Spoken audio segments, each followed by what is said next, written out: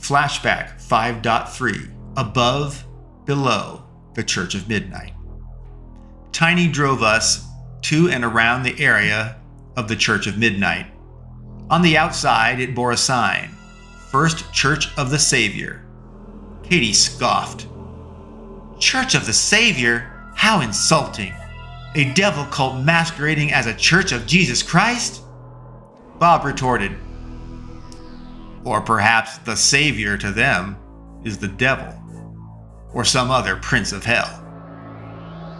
Bob said that somewhat sarcastically. He observed the church had a soup kitchen in the back, offering food and supplies to the people in the area that might be in need. Katie commented, a devil cult has a soup kitchen to help the homeless and down and out? That doesn't make sense to me. I mean, the devil helping people? Bob answered Katie's dismay. Indoctrination, Katie. First, give something of value. Second, gradually add manifesto-oriented requirements to continue receiving benefits. You know, like boiling a frog in water. Do it slow enough, and they never know they are dying, and then they're dead. Third, redefine words to corrupt pre-existing values. You know, newspeak. Fourth, celebrate and reward compliance and expanding indoctrinated followers. Fifth, vilify the opposition. And sixth, suppress and eliminate opponents. So, what are they doing with the soup kitchen, Katie? My answer, they are giving something of value so they can convince people the church is legitimate and good, and so they can corrupt them over time. Heck, Katie, they could even be farming them to sacrifice eventually. Katie was disgusted with Bob's possible interpretation of what she saw.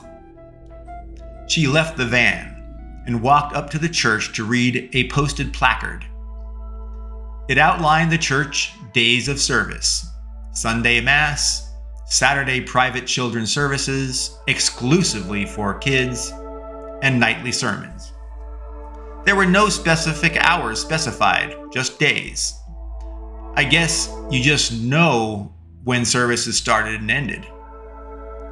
Katie waved to us and wandered to the rear of the church where the soup kitchen was. She walked straight up to the service window, cut out the side of the church wall. She asked, Hey, I am new to the area. I want to help the community. Is there anything I can do to help? I could at least serve some food. The elderly woman there serving food leaned out the window. Sure, honey.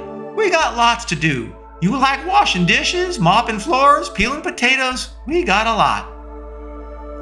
Katie asked further, I have some friends that are thinking about moving here too.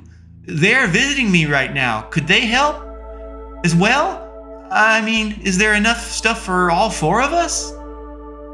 The woman replied, Why, sure, sweetie. Like I said, we got lots of work to do. Just come by any time in the morning and I will put you all to good work. I am here 7 days a week. When Katie returned to us in Tiny's van, she explained her brilliance in securing a cover for us to get into the church, its back rooms and facilities. She had found a way into the Church of Midnight without breaking any laws or exposing ourselves as a threat. We returned to Midnight and Associates to finalize our plan and inventory and practice using our newly provided weapons, armor, and gear from Midnight and Associates. Deputy Taylor questioned, I am worried that we may walk right into the fire out of the frying pan by walking, announced, into the Church of Midnight to work in its soup kitchen. Literally, we may have made a self-created trap by going through the soup kitchen. They found us in our hotel room. They know who we are, intimately. Why do we think showing up there to do work is any better than breaking in at night? I responded, "Well, we will be hiding in plain sight, as the saying goes. We will make sure that we have our full weapons, armor, and gear in Tiny's van, ready to go should we need it. We will go in with our knives and pistols, concealed, of course. If they recognize us, we will strategically retreat to the van, arm up, and re-engage with force, like you taught us." Lesky joined our planning. "You should use our earpiece, watch, pin-on comms talkies. They are like little walkie-talkies you pin somewhere on your clothing, and they communicate to an earpiece and watch with a microphone via Bluetooth. They're quite impressive little gadgets. You should use them." Deputy Taylor smiled. "Yes, we would love to have covert comms devices. Perfect." Mr. Lesky said, "Your target, High Priest Nicodemus, spends most of his time below the Church of Midnight. He operates in the catacombs that run beneath the church. There are many chambers dedicated to the cult of Baal in the catacombs. I advise you enter the catacombs, prepared to deal with significant resistance. There will be no confusion who you are there once you have penetrated the underground cult catacombs." Unfortunately, none of us have ever been below the church, seeing much less entering any of the devil's chambers.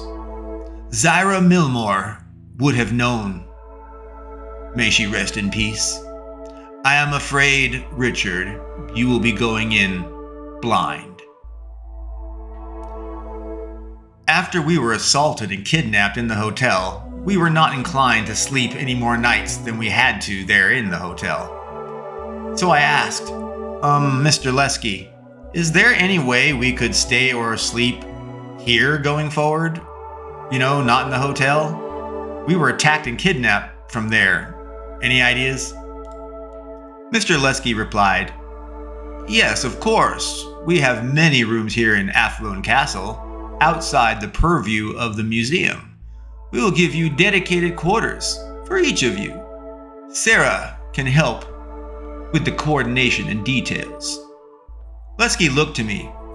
Richard, it seems to me your reliance on us to remit payments to you and purchase items and book travel, and you being the only one with a credit card, may be ill-advised. You need more independence and autonomy. We are here to serve you. We are not here to hinder or limit you in any way. I have secured Midnight and Associates credit cards, Black Obsidian American Express, $10 million limit. This is under your new aliases. You will still have the previous provided Obsidian card under your formal birth name, Richard Lee Seymour. This one will be under Rick Liberty.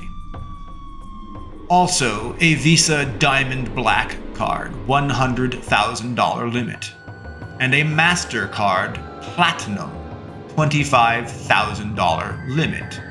My hope here is that Sarah will focus on direct requests, where you will be able to directly acquire resources, lodging, and travel yourself.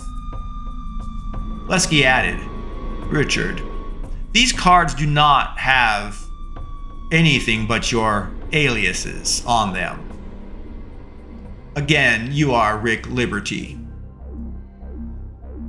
You will be a retired, Make America Great Again, MAGA Christian conservative that has decided to travel the world with his closest friends. They too have fake identities. Mr. Lesky told us, we have secured for each of you new identities with passports, 2 $10,000 limit credit cards, Visa, MasterCard, and American and international driver's licenses, and of course mobile cell phones. Richard, you will also have the 2 ordinary 10,000 limit cards for casual use as your teammates. To make things easier for everyone, here are your fake names and documents. Rick Liberty, you Richard Seaborn, the Fulcrum. Katie Devine, that's you, Katie Snowette. Taylor Everest, that would be you, Deputy Taylor. And Bob Cervantes, and that's you, Bob Sanchez. We can create different identities as needed in the future. We briefed each other. We had a plan that we called Operation Soup Kitchen. Tiny parks a few blocks away as a getaway car in an alley. We show up early morning and offer to help in the soup kitchen. We snoop around inside the church between helping out. We communicate with each other over walkie-talkie watches or earpieces if we think we can get away with it, most likely the watches. We find access to the catacombs. Optionally, any one of us or all of us may return to Tiny to get additional gear. We will descend into the catacombs. We will find and terminate Nicodemus. We will take or destroy any strips of bail that we find. If things go sideways, we always go to Tiny's van. If he's not there, we make our way to Castle Athlone and down to the round table. The entire room, minus Lesky, exclaimed in unison, "Hooah!"